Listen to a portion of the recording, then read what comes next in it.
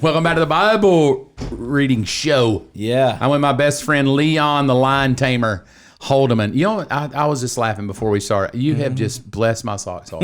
And I wear little half socks. Yeah. But they were blessed off. You know, tell people, why can't I brag on you a minute? Can I take a minute? I know you got to go cut hot dogs. Yes. But I want people to know how much I love you and how awesome you are. You inspire me. Okay. You do. You inspire me. So we, all week long, we're honoring Milo, favorite fan. Yeah. Reads the Bible, follows along. He doesn't have his own Instagram yet, but I bet when he does, yes, we're going to be his first follow. Yeah, right. But he sits there with his mom and dad, and he watches the Bible reading. He laughs. You're like Uncle Ryan. Yeah. I'm like Grandpops. Yeah. But so we're honoring him. I went up to Pennsylvania, saw him, loves the show, gives us a little thumb up there, you know. He and I are best friends. And so I just wanted to bless him like for fun because I told him, I said, Milo, we're going to make you famous. And he started laughing. So we decided we want to just give this week. You know, $1 here, $1, let's bless him. And I asked you, I said, how much should we give him? Now, we don't post edit or nothing here. This is live. And unscripted. Uncle Ryan, how much did you say? $500. $500! I literally had to go to the bathroom.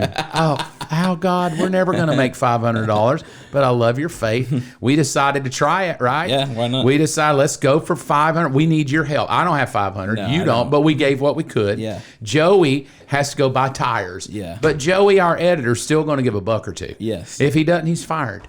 He will have to do something, and we don't care what the something is. You give $1, Milo's going to be happy. Yeah. He gets some now and laters.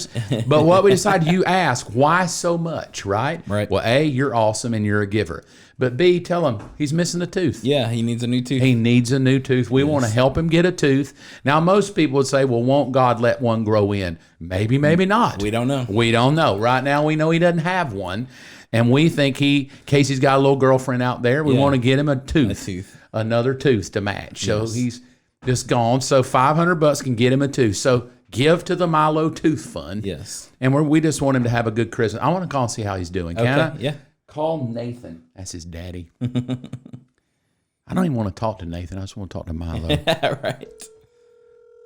Like we've already raised him $100. That's awesome. Yeah. I hope he answers. I love him. I want to move him down. Like I want him just here. That'd be awesome. I wonder if his parents would just let him come live with us. Like just come here. Yeah. They're probably on a trip or something. Oh. Hello? Hey, can I speak to Milo? Oh, absolutely. Okay, thank you. And I found the Milo. Are y'all like on a trip or something? Hello. Hey, Milo, Peepaw Mark, how are you? And Uncle Ryan? Good. Man, we are raising funds for you to get a new tooth, buddy, and we are happy. Guess how much we've already raised for you now for your Christmas? I don't know. $100, baby. Boom. And let Uncle Ryan tell you how much we're going for. Uncle Ryan, how much are we going for? 500. Milo, $500 for your Christmas, buddy, for that tooth. We want you. Yes. For my Christmas. Say it again. Yes. We want to we want you to get a new tooth. You were missing a tooth, and we want to help you get it, and we're excited. And you know why we're excited? You are our favorite fan. I think he passed out. And so, are you watching the Bible reading project? Sometimes. Good. Thank you so much. Well, I appreciate it. I want you to watch it all the time, though, because we're going to be just, like, we love you. I'm actually going to ask your dad if we can fly you down sometime. You just be on the show with us. Yeah. It would be awesome, huh? Mm-hmm. All right. Hey, where are you going? Are you going on a vacation or something? Lancaster. Ooh. Lancaster. Well, you have fun, buddy. And you know that Uncle Ryan and I love you, and we hope you have a great day. And we thank you for being the host on our show all week long, and we thank you for that. Yeah. All right. I'll see you, buddy. Have a good one. Bye, Milo. See ya. Bye. Good night. Such a good kid. He is a good kid. I would like to just have a kid like that, right? Just hang out with us. Just hang out with us. Bring him up here. We can put him in a little chair right here. You just He'd sit sit right right there. Oh, I love Milo. So thank you, Joey. Thank you. Thank everybody who's going to give to Milo. thank you, Whatever guys. you give, we don't care. Right. We just love giving. And I bet when you hit Milo, Nathan-Walters-44, and you hit it, your heart's just going to go like the Grinch. You remember? Yeah. When he just Felt the overflow. Feel the love. That's what we want you to feel. It's Christmas time. We're getting ready to do it. Let's jump right in. Matthew chapter 12 today. I really want to talk about something that we've been looking at, that Jesus steps into what he's going to call an evil generation, verse 45. He said, and then a spirit finds 7 other spirits more evil than itself, and they'll enter the person and live there, and so the person is worse off than before, and that will be the experience of this evil generation. Now, here's what I think all the chapters talking about. Jesus steps in to a religious moment of stepping into an evil generation, right? Right. And then at the top of the verse, he bumps into Pharisees who were ticked off. And they're like, dude, you're not keeping the rules. Right. You stepped into an evil generation, but you don't keep the rules. And then he goes and confronts a demon. Yeah. Cast out a demon. They're mad. Right. You must be doing this wrong. You're of the devil. Right. And he heals a hand. They're ticked off. Let's kill him. Right. We don't want him. So here's what Jesus tells us that I think is interesting. I'm going to read it again, okay? Verse 45, the spirit finds 7 other spirits more evil than itself, and they enter the person and live there. And so that person, in other words, a person filled with evil spirits, is worse off than before. Right. And that will be the experience of this evil generation. Here's what I think Jesus is teaching us.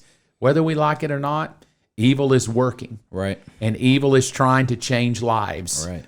Right? Trying to make you demon possessed, try to make you sick, try to make you religious. Evil is working. Yes. While religious people are working, but nothing's changing. Right. So you got evil working here, religious people at the front of the chapter working, Right. demons at the end of the chapter working. Yeah. They're both working, except this, watch. Evil, religion is working, but no life change. Right.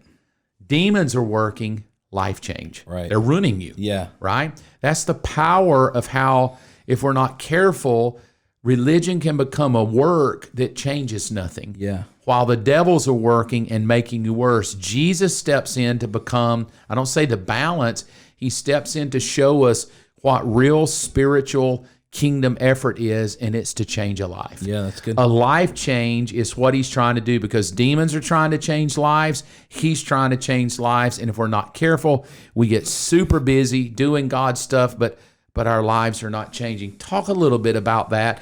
Evil, where demons are working to destroy, but religion, where we're doing all the right things, but man, I'm still addicted. Nothing's changing.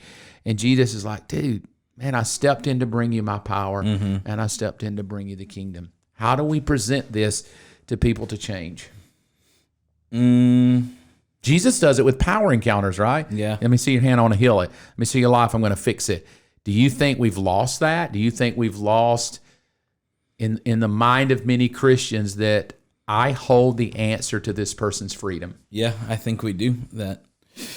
It's just easier and safer to just be busy about God's work and get a pat on the back than it is to go around and pray for people that they'd be healed, because risk. Because what if it doesn't happen? Right. There's risk in casting out demons, because what if it doesn't work? And there's risk in it, because what if I fail? Oh, they said, I'm going to kill you. Yeah. And then they said, you're of the devil. And then Right. they can't stand you. Yeah. And I think you're right. I think risk. Go ahead. I'm sorry. No, yeah, Sounds you're good. But yeah, I think it's much easier to just be busy about, I'm the first at the church and the last to leave. And it's much easier to do all of that and get the accolades and the praise and feel good about yourself and feel like you're doing something for God. But yeah, like you said, no life is being changed. And I think here's my thought on it. Let's say I meet you out in my 50 feet, right? And I bump into you, and how you doing, Ryan? Yeah, I'm okay. And then as a Christian, I got 2 options. Oh man, I'm so sorry. Yeah. Right. And I move on. Yeah. Or, hey, I'm going to pray for you, and Yeah. I still move on. Yeah, right. Because there's no risk to say, I will pray for you later. Yeah. While I'm riding in the car, God bless Ryan. Yeah. Because I think you're right. I think it's a risk to, right in the moment of a hurting person, to pray in such a way that you believe they're going to change. Yes. And pray in such a way that you genuinely believe Jesus is going to answer your prayer. Right. And I think, my opinion is, I think there's just a lot of skepticism today in Christianity. There's a lot of skepticism. Does my prayers work? And so we do push a lot of it to just being busy about religion. Let me pray over my food, but no lives are changed. Let me work with these people, but I never say anything. And I think Jesus steps in and goes, look, it's a risk. You're in the middle of an evil generation. It's a risk to live there, but you need to be willing to take the risk. And I think that's where we have to get. We got to be willing to take the risk. Amen. So thank you for hanging out with me all day. We will see you tomorrow.